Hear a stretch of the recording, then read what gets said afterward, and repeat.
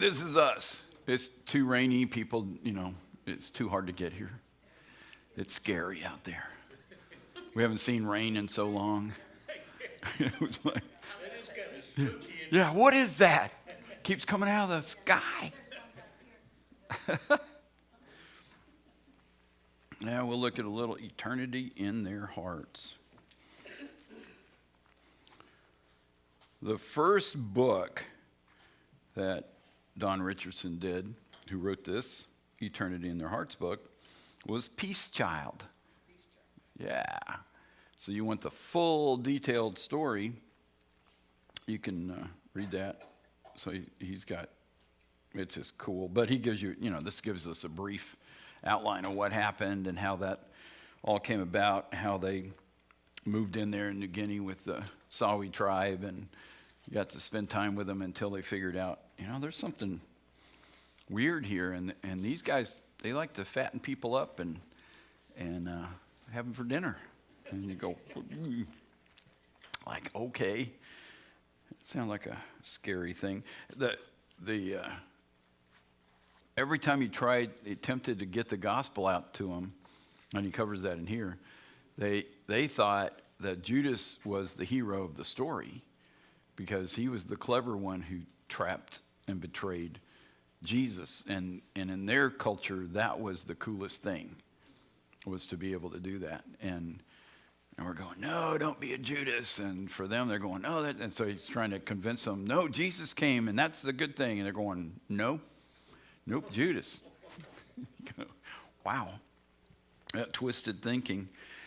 So we've got several stories that are included in the section that we read. So here's the gospel. That's the good news. We want to know about Jesus. How do we have a relationship with him? How do we deal with the issues in our lives, the separation from God, all the things that are answered in what Jesus has done in coming.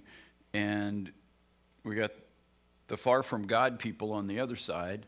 And so somehow, and that's what he gives, is here are these cultures, different languages, different culture, different ways of viewing the whole world. And they have come together, or in these stories, his missionaries have figured out a way to build a bridge from the gospel to the people who are far from God, and which is like, that would be ideal.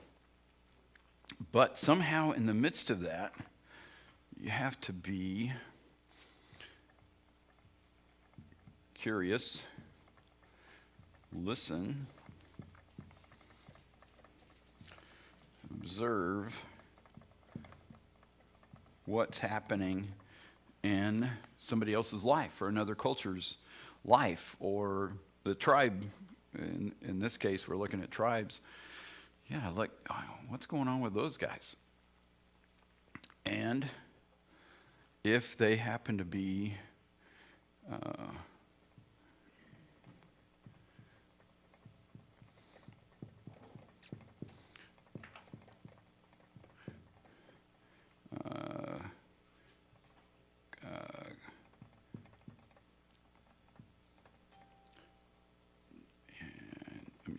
tastes.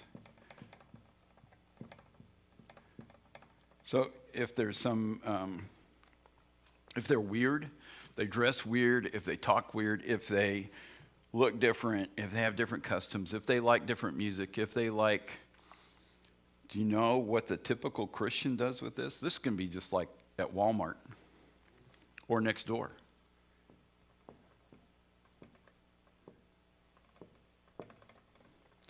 So we want to know why those people who are far from God don't necessarily get the gospel from us. We tend to do this rather than this and go, so what's going on in your life? What? Oh, you got tattoos. Well, go to hell. You smoke weed. Say hi to Satan. Where do we go when we have a chance to go, God put us here to judge or to build bridges? So these are examples. We've got to be curious, got to listen. If you're big on telling stories, it's hard to just listen, which entails asking questions, part of curiosity, finding out where that person's coming from, why they do what they do, where they're headed, what kind of thing drives them, what's important. And they may not tell you all that, but you can observe, which is what these missionaries have done because they live with them. And they observe and they go, there's this thing with this peace child. When these tribes get together, they have this if they trade that chief's child with the other chief, they can have peace. You go, wow, that's like the gospel. And then you go, well, from observation, got it. Got a way to get the gospel to them. Got a way to communicate that God is real and give them an opportunity to connect with him. So they are no longer far from God. That's pretty cool. Pretty cool stuff. So that was one of the things. So the Sawi tribe, that's how they come into this relationship with Jesus. Once they got over that Judas Iscariot was not the hero of the story. I just think that's it's so crazy that you go, wow. But let's see, there's the page 113 in this book anyway. Paul observed that Gentiles often behaved as if they were consciously conforming to the law of Moses, when in fact they had never heard of Moses or his law. How can this be? The Spirit of God guided Paul to an amazing answer, and he writes about it in Romans chapter 2. When Gentiles who do not have the law do by nature things required by the law, they are a law for themselves. In other words, the law expressed within pagan man's nature serves him as a sort of interim Old Testament. It's, inadequate, but it's ever so much better than having no law at all. They're a law unto themselves. They have something in their hearts, which is what Romans 2 is talking about, which is related to the Ecclesiastes 3:11 from eternity in their hearts that we have on the book. But he's talking about they're people that are far from God. Some of them have a nature that says this is right, that's wrong. In the case of the Sawi, the Judas character becomes the hero because theirs is kind of flipped around. But they still had honor. They still had the idea of, well, if that chief's baby is traded and we get the baby, then we're going to honor peace. That's honorable. They could have lied. They could have just gone ahead and blown that off, but they didn't. So there's something about it that just remains true. And people will recognize that there's a need for telling truth, or there's a value to certain, when things are set at a certain value. You can get in trouble with common law, not biblical law, but common law if you steal money from the bank. I don't know why. Why would that make any difference? And it's common law. It's just we know from out there that would be wrong, just to take things. But in other cultures, just taking things isn't necessarily a bad thing. Working on the Navajo reservation, they have a different idea of, oh, you got something. We all share. They will share with you as they take it away. You go, okay. But you have to enter into this, okay, I want to build a bridge. What do I do? What's going on with them? And then how can I help them find out about Christ by building that bridge across? Anybody ever been on this side? Ever just kind of, you're just weird. I don't like what you're doing. Your church I don't even know if your church is going to heaven. You guys, come on, everybody in here has done that. Just happens to be kind of a thing that we do. To learn how to do this, that is cool. Just moving out of this kind of thinking so we make a difference. And I've changed, these people have tattoos. yeah. And nose rings. And nose rings. I still don't like nose rings. I don't understand that between the snot and the ring there. It just hangs. Yeah. You got to blow harder. All that stuff. Yeah.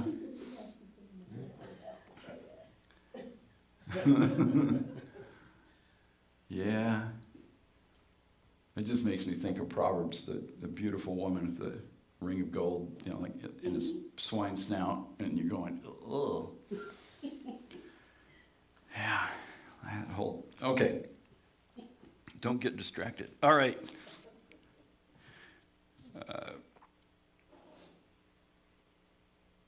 Paul is saying we got to get the gospel out. That's kind of the 113. Woe to me if I do not preach the gospel. So he's definitely wanting to get this thing out there. What's cool is the Old Testament, Moses is writing, that was, God has set aside Israel as his people and as an example to the rest of the nations around the world. So he's given them the scriptures, which is unique and incredible, and they were to set up and live in such a way that they would let the other nations know that Yahweh is the one true, the Most High God. And they could see it. It'd be demonstrated to them. And by the way they lived, by keeping, they have the scriptures, so they have extra information. They could follow it. And that would win other people. It was a way of bridging this gap so that people far from God could come to know him. And unfortunately, they didn't all follow through on that. But God also places that in their hearts, which is why I love that whole thing in Romans chapter 2. So Romans chapter 1, Paul says the gospel's it. This is the thing. I am ready to live, die by the gospel. 1:16 and 1:17. 1:18 he goes, but there's all these people and they're just, you know, out there around the world on lost islands, living in the jungles, wherever they are, and they don't have access to the scriptures. They don't have access to these stories. But God has revealed himself through creation. And then that's in chapter 1. He says, so they don't have any excuse. He's revealed himself. Everybody, the world is turning, and everywhere on the planet, everything that happens is indicating that there is a one true God. Then he gets to chapter 2 of Romans, and he says, and on top of that, he's placed it in their hearts. So that's kind of where we are in this chapter, is there's something placed in them, in every human being, that says there's something about being right. So if you have a little kid who's probably never read the Old Testament, they don't know anything about Exodus 20 and the Ten Commandments, and yet they can be in school, hang out with some buddies, something goes awry, the teacher gets onto them, and it wasn't their fault, the other kid hit them first, whatever it is, and that kid will have a line that indicates there's something built in. That's not fair. I know you guys haven't used that, but other little kids will use that. That's not fair. Where do they get that? How do they know what's fair? Why wouldn't that be fair? Why isn't that just as fair as anything else? How do you know? How can you judge that that would be unfair? Something built in. Wow, that's like a Romans 2 thing. It's kind of fun. It's like the stuff, it's like God has really planned this out. I like how this all goes.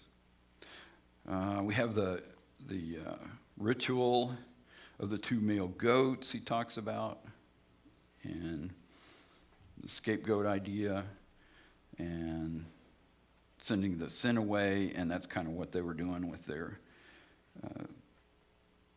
peace child, getting rid of their sins, and place their hands on there.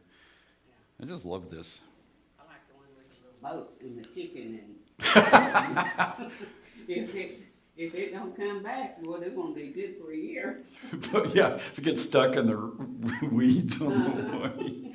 I'm just imagining that chicken tied to the front of that boat, and it just, the whole tribe's down there watching this thing. That's pretty funny. Yeah, go. Yeah. Send some little kid down the river and have a string on it and just keep pulling. Get rid of that boat. Yeah. That one's pretty cool. Dayaks. Yeah. That's because it's close to your name. Hey, no one ever got my name right. The Dayaks It of was Maisie. in school. So did you guys have chickens in a boat? No, Oh, had chickens at one time in my boat. just checking.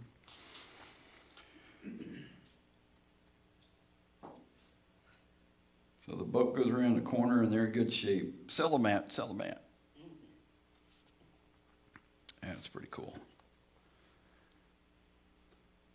These are amazing stories, though. That they have to go out there and find these guys that are headhunters and cannibals. And go, well, we'll go talk to them anyway. We'll go build a relationship. What else do you get out of that? Dayaks or Sawi people? Peace child. As long as that child remained alive, it was good. Yeah. But if something happened to it, what? I bet that kid ate good. Yeah. Let's make sure he's okay. Yeah, this thing's going to go south. Well, thank God for the scripture there that finally sunk into him. Yeah. Yeah, because it made sense. Yeah. Once he found that bridge to be able to say, this is just like what you guys already are doing. I go, wow. It's so cool. But you got to listen. I mean, there's still that whole process of we got to spend a little time getting over ourselves instead of just selling our position and find out where people are coming from. And if they already know something, because a lot of times the missionaries that have gone out, because these are heroes right here that we're reading about. There are other missionaries who have gone out and been just real jerks culturally, and they just demanded that people listen to, well, this, you got to have this kind of music, or you got to have this kind of clothing. You got to dress like an Episcopalian, even though you're Chinese. And you go, just a mixture of cultural things that we get mixed. Still going on today in churches. Yeah, we do in churches. It's, Yeah. got to dress this way or that way or go down on. And yep, certain styles still make a difference. Yep. Or the non-style, because the judgment goes both ways. The people who are into the don't dress up, then they will judge the people who do dress up. So that human thing. It's better to have the bridge, just kind of work on. Let's connect and understand. Try to understand where somebody else is coming from. We got the whole being born again, and they tie this whole thing together with these Gentile beliefs. I'm just kind of loving this, the ideas that they've come up with. They have the ancestor worship which he ties into the Sodom factor, going all the way back to Abraham and what all of those things meant. How these different cultural events that are replicated throughout the world in different cultures is reminiscent of what was happening when God first got this thing going, and the creation, the people that peopled the earth right after Noah, and then that as those groups are starting to spread out, they're carrying certain things with them, certain traditions, and that's what these guys still have, no matter where they are around the world, in remote places, and they still have a little bit of that stuck in the back of their heads. And then God has written on their hearts what's good, and he's revealing himself in creation. Wow. This really does get good. And we got the New Guinea, we got the Asmat people. They wear these big suits, they got helmets on, gloves. Oh, that's hazmat. That's a different It's different group. 22 feet of rainfall a year. God, isn't that incredible? We just get 4 inches and go, oh my gosh, we can't handle this. Yeah. Yeah, that really is cool. When he described that area, though, I was just like, that is just unbelievable. The mountains that go up through New Guinea and a swamp bigger than the Everglades makes it look like a duck pond. You go, what? That's just amazing. And 22 feet of rainfall. That's why they don't wear clothes. You just dry off, yeah. Yeah. And these guys, wow. All right, so what do you think about the Asmat people? You got the human skull for a pillow. That's kind of cool. And a toy. Kids learn it early. And then you have to go find your own human skull, so you got to go kill somebody. But they typically didn't engage in the head hunting or the cannibalistic characters at the same time. Isn't that interesting? Yeah. The different things they've chosen. And then in case we get judgy on these guys, he goes, just remember the Celtic, Norse, Anglo-Saxons did the same thing.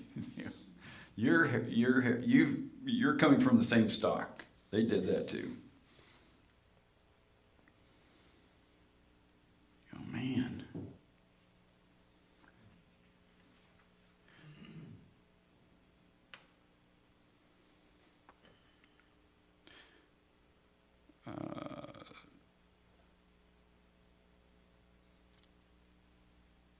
Did you remember Nelson Rockefeller's son Michael vanishing? No, I didn't remember that. That was, he went to visit that area, never came back. Yeah, that's pretty crazy.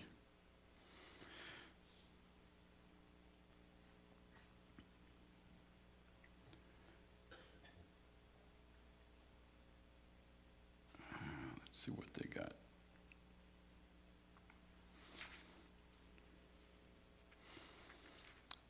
They have some weird practices for sure.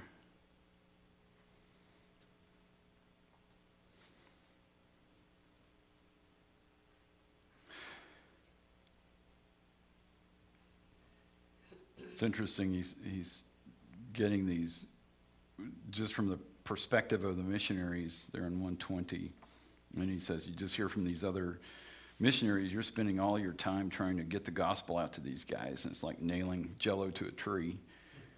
And then you hear from these other guys, and they go, wow, we just baptized another 6,000. You go, yeah, been working at this year after year and trying different things, and it's just not working. And you just haven't hit on that bridge yet for that group. And it's just like, wow, what is happening here with what's God doing with this group? And then it comes up with a way to connect or to observe and listen to the people, and then say, oh yeah, that's it. There's a cultural connection that we can tie into that will help us communicate the gospel. History-wise, let's do this real quick.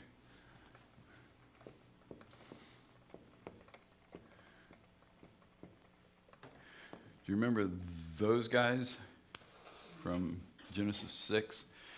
So the Nephilim have, as the history continues with them, the culture says, the historical culture says, they would drink blood.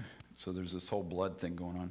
Probably before the flood. I think this is all pre-flood kind of stuff. So blood is involved. Then they eat human flesh. They took everything they had, so they would eat whatever food stores that people, if they'd grown a whole bunch of corn or had something in storage, they'd go get it, eat it, and they're giants, so they're eating more than everybody else. But then they started taking advantage, and these kind of things start happening, and then they collect trophies, and the trophies can be, I don't know, let's say,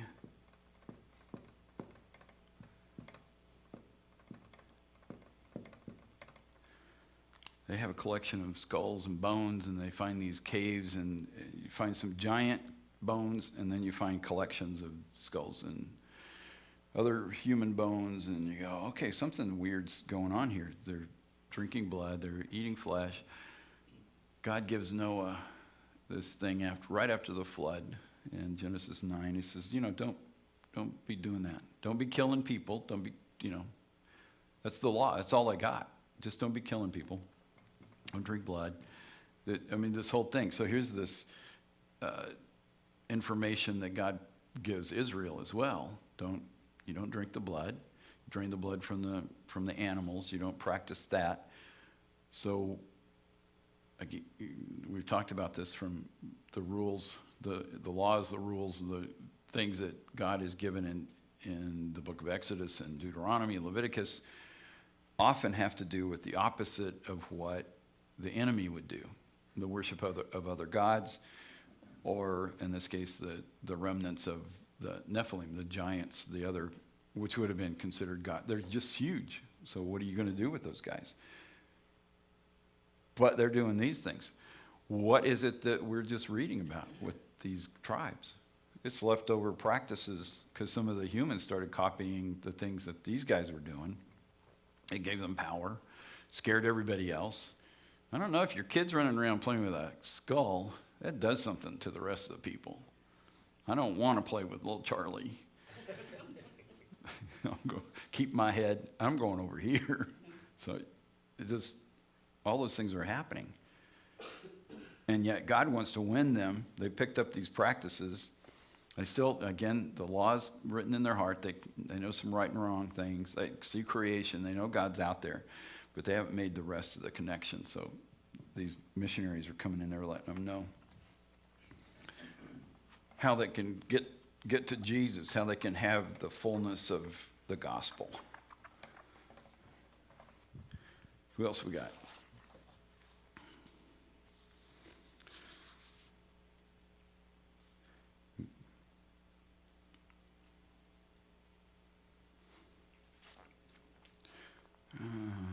Let's see.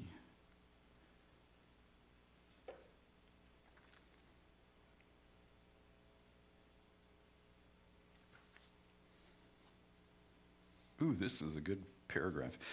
So he's talking about they've got the guys are all out there with their little blankets, and the women have come, and the babies are starting to be passed around there in like 121, 122, and it's kind of this connection of these two tribes, and as that happens, it says, from that time forward, peace ensues. Food gathering parties may now forage deeper into the swamps without fear of ambush, and the men and women exchange not merely gifts, but even their very names, symbolizing unity and mutual trust. There you go. This is like way cool. So the next paragraph's the one that stood out to me was, meanwhile, a fierce struggle rages within you, the spectator. Your prejudice exclaims, bah, repulsive pagan custom. Who cares about such things? So that was the judgment side over here, the tendency we can have. Your curiosity, however, makes a vital observation. Whatever it means, the custom conveys a dynamism capable of altering the behavior of asthmatic people, the very thing you hope to achieve for a biblical purpose. Dang, let's hope your curiosity wins. And if it does, you will begin asking questions, and you will discover that passageway formed by the backs of the fathers and the ankles of the mothers represents a communal birth canal. Children passing through are considered reborn into the kinship system of their enemies. By means of these reciprocally reborn children, both warring factions become one extended family, and they have peace. And then, as this guy is talking about it, he says, I've seen something like this before, like being born again. And then they have a gospel connection. They have a bridge. And he builds that. Curious, listens, observes, sees how that works, finds out about how the people operate, and then he's able to take that and communicate how to have a real relationship with the living God. That is just awesome. So they change from the need to experience the new birth. They repeat, naked, illiterate, a headhunter cannibal has an advantage Nicodemus the Jew did not possess. You go, what? Yeah, they already had it built into their culture, this whole rebirth thing. And it was clear to them how they could have a new relationship with the living God. Anyway, that's just pretty cool.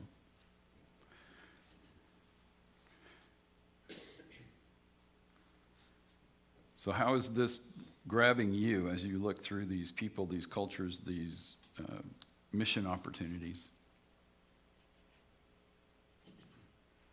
Does it speak to you about method or encourage you that God's got a way to reach people that just seem like they can't be reached or it's too scary? And if you haven't seen some of the weird stuff, go to Ripley's Believe It or Not in Branson. They've got examples of these tribes. He went around and grabbed a bunch of this stuff. You can see it. It's amazing myself. It's hard enough to understand or to be able to pronounce their names and stuff, but it's amazing how God did it. Yeah. You know, and the missionaries took time to learn what they did, and they was able to get food to them because of what they knew. So Made a huge difference. big difference. Yeah. Randy, can you elaborate a little bit on the blood? God said it's all right to eat the meat and drain all the blood out. Is there something special with the blood? I mean, it's a life living of that animal. I mean, so they don't want you to drink the blood of it because, I don't know. I mean, the reason why I'm saying that is because then you get a blood transfusion. I take your blood and put it in me. And I got your blood, and I got your life living. I mean, I'm just kind of playing with that a little bit. I don't understand the blood part of it. Well, you hit on it. It's the life is in the blood. That's Leviticus 17:11. So you got the blood, and it represents the life. So it's not, we know that there's more to it than just the blood. But it's the symbol of what God has put in there. It's what flows. It keeps us moving. And if we're taking that from someone else, we're joining the forces of evil on the one hand. So we are joining. If we drink it, then we're joining the forces of darkness. So who want to destroy life. So they're okay with taking the blood. So when you have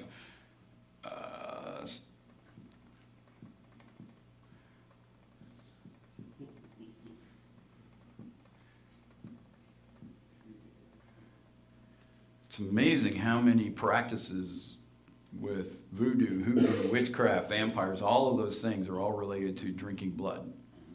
Because I also know, like when the kids have their tonsils taken out, they can swallow a lot of blood. It makes them sick. You can't drink the blood. It makes them sick. yeah. I guess they are If you have a bad cold, it kind of does that too. It's a thing. But yeah, but in the case of these guys, they drink, and they're going to drink the blood. I mean, the Nephilim are definitely going to do it. But I think that following through in that kind of thinking, that kind of activity, the headhunters, the cannibals, the very thing that's in opposition to what God is presenting. The thing is, what the Lord's presented to us is there's life in the blood, and he's going to give life through the blood, and he's going to have us eat his flesh. So in opposition to this, there's another one over here, and all of that goes back to Genesis. We are battling the darkness and the evil ones and the Nephilim and Satan and all of that, because the blood is going to represent, we don't have to even really drink the blood, but it's going to represent something that's tied to this gospel because of what Jesus did. But it's symbolic, and it's related to overcoming darkness, not joining in with what the culture does, not practicing what the evil one does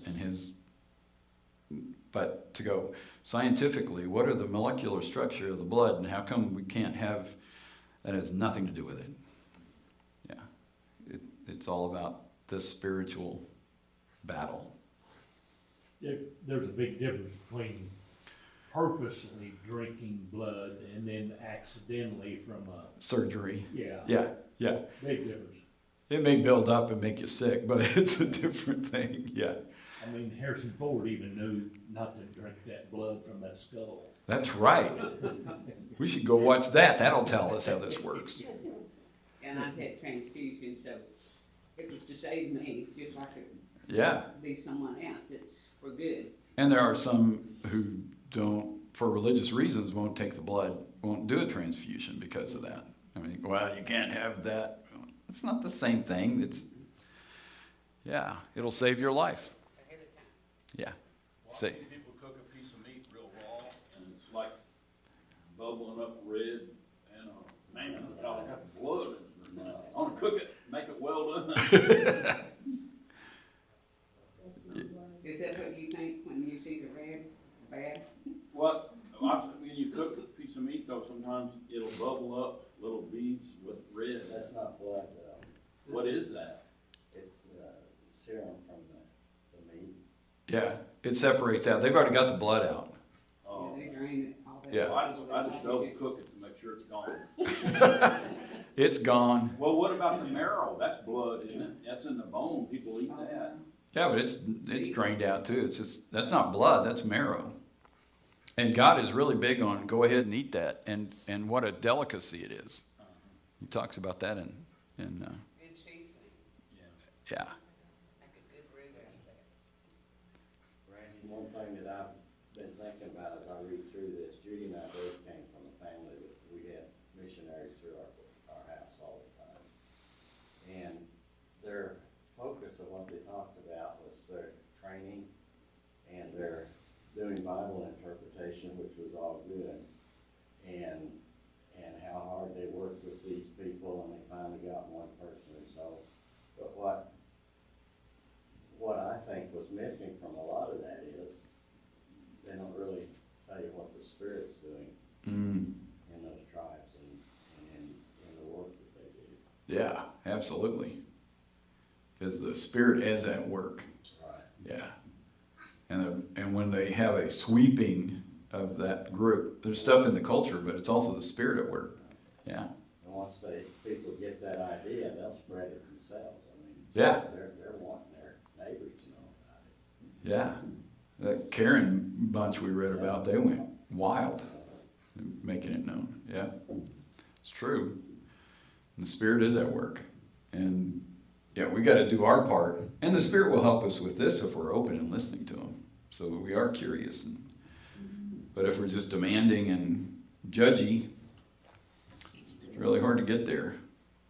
And that's happened a lot over time. Well, we've got some stuff down the hall, by the way. And today we're going to let everybody kind of wander around and find some stuff here.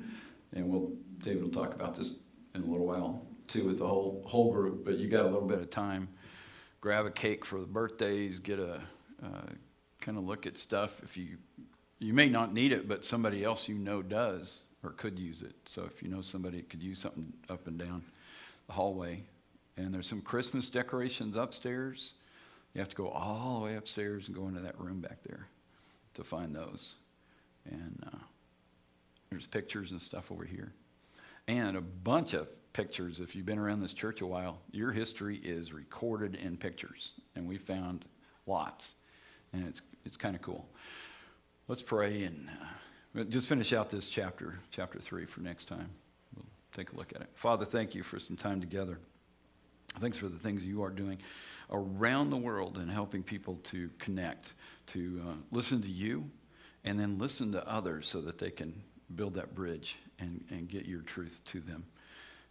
We thank you for these tribes, these represented in just these stories we read, and we know it's still going on today, and we're excited that we get to live in a time when that is happening.